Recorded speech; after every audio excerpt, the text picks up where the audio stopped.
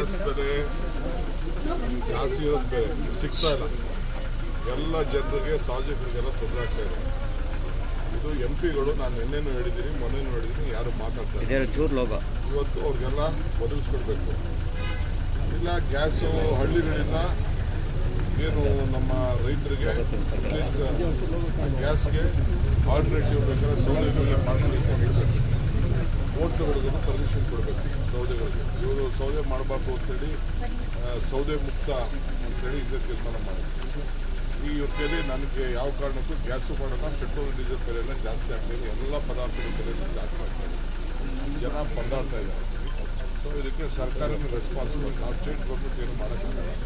Central government ಇವತ್ತರೂ ಕೂಡ ನಮ್ಮ national policy ಏನಿದೆ, ಇಂಟರ್ನ್ಯಾಷನಲ್ ಪಾಲಿಸಿ ಏನಿದೆ, ಅದನ್ನೆಲ್ಲ ಕೂಡ ಇವತ್ತು ಕೂಡ ಅವರೇನು ಅದ್ರ ಬಗ್ಗೆ ಮಾತಾಡ್ತಾ ಇದ್ದಾರೆ.